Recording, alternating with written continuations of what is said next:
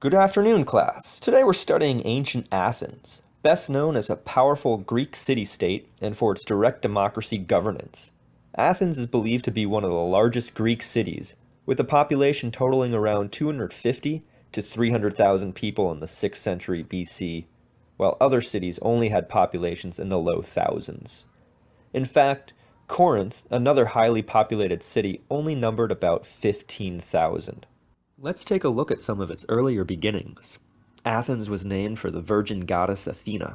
It's also possible Athena was named for Athens, but let's stick to their creation myths. She's a good indication of the Athenian core ideals, as she was the goddess of peace, prosperity, wisdom, and invented, among other things, the plow. According to legend, Poseidon and Athena competed for the favor of the yet unnamed city by offering gifts. Poseidon offered the sea, which represented trade and even empire. Athena offered the olive tree, a symbol of peace that still exists today, as well as being an integral crop. The first king, Cecrops, found the sea to be too salty to be beneficial for a population. Sound familiar, Plato? Instead, he accepted the olive tree, and they took her name for their city.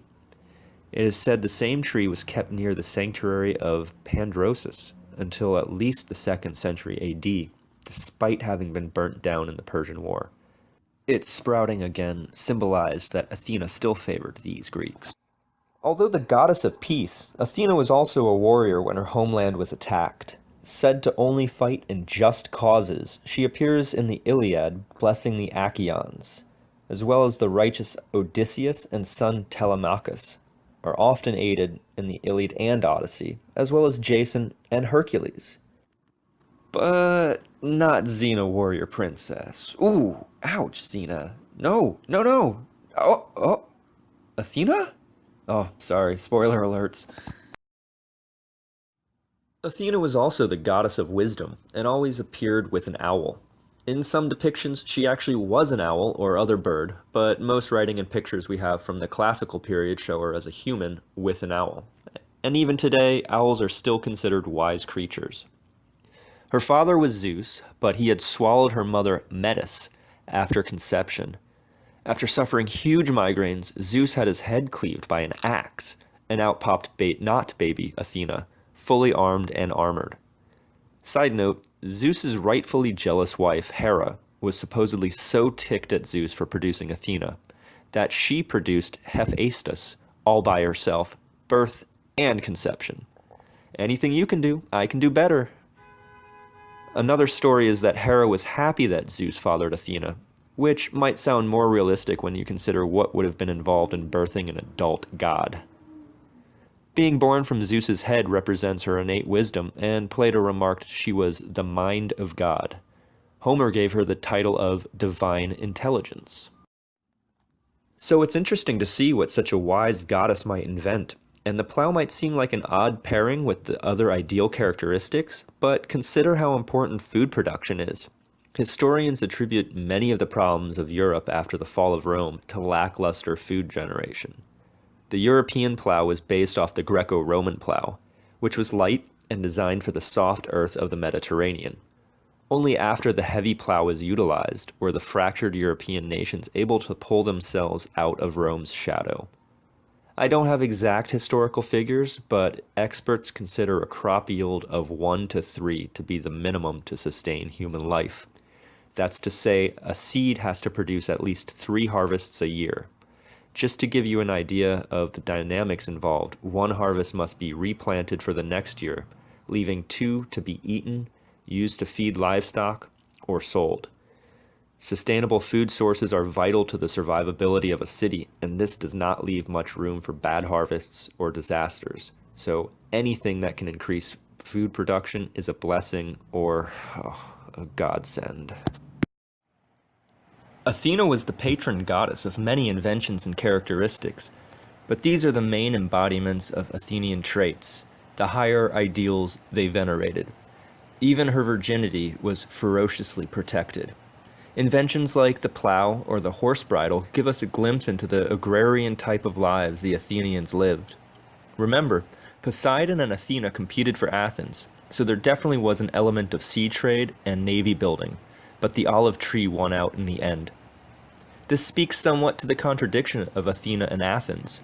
Consider that Athena is the most celebrated god or goddess of Athens, and yet she is a woman who seems more Spartan in nature. Strong and confident, free to roam, she often goes against what the king of gods, Zeus, decrees. For instance, when Zeus was trying to find a peace during the Trojan War and forbade gods from interfering with either side, Athena lent her aid to the Achaeans. Contrast that with the Athenian woman. Not only were they barred from political life, but a good Athenian woman was a wife and a mother and not much more.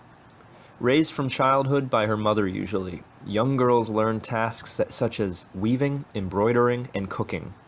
They often had to work in the fields if needed, or help look after other children. There were even training regiments to mold a perfectly quiet and demure Athenian woman.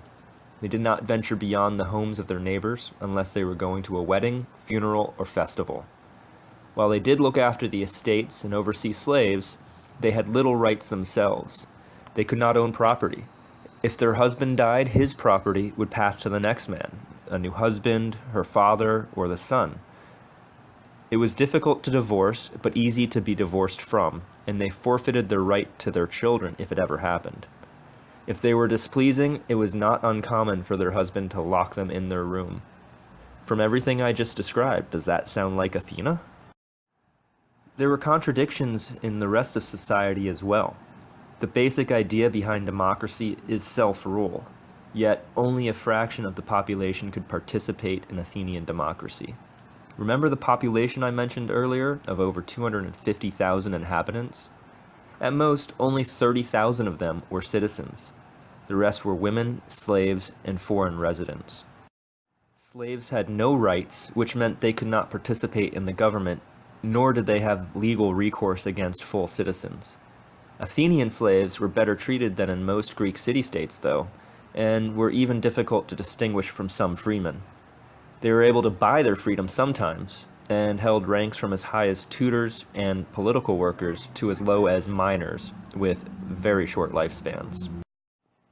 The Athenians who were outside of government constantly pushed to be included, and often a leader would arise to bring more into the fold. But those movements usually included the conquering and enslaving of even more populations to maintain the imbalance. The new citizens were often disenfranchised. A gift of grain from the Egyptian king to the citizens of Athens suddenly revealed that many of the newly naturalized were not legitimate after all. Even the rights of full-fledged citizens were often superseded by wars and temporary conquerors.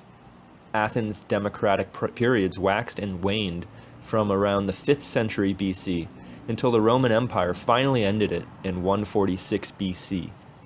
A brief insurrection from Rome left a Greek tyrant in charge for 2 years, but Athens was restored to the Roman municipality government after they were defeated again. Archons and the Areopagus ruled Athens before democracy took hold. These were members of the aristocracy and crafted laws to benefit themselves. These were oral laws until Draco set everything down in writing. Our word draconian comes from the fact that these were pretty harsh laws, utilizing the death penalty for even minor crimes. The Greek biography Plutarch, centuries later, reported, "It is said that Dracon himself, when asked why he had fixed the punishment of death for most offenses, answered that he considered these lesser crimes to deserve it, and he had no greater punishment for more important ones." After draconian laws enslaved much of the population to the rich, Solon emerged as a leader to break a large segment from their chains. He accompanied the accomplishment with enslaving foreigners. Any free citizen was able to become an archon as long as he owned a certain amount of property, and a council of 400 was created.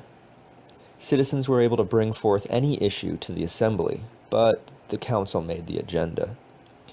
The Areopagus retained their lawmaking powers as well.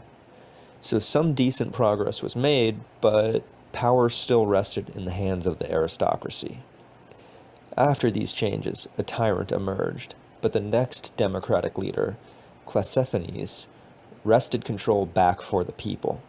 He stripped the power from the aristocracy and created a new system of retaining power to the individual.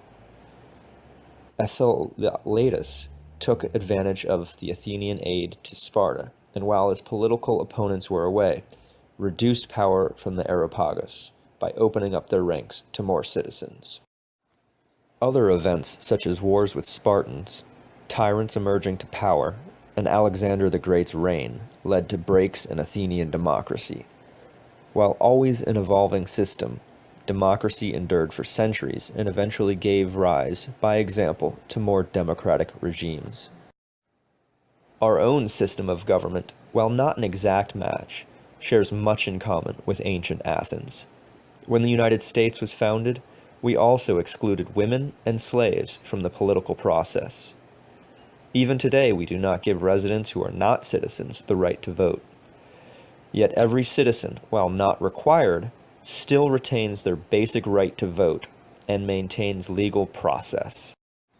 And while we don't worship Athena, thanks to the evolution of democracy and the intrinsic freedom it brings, people have the right to.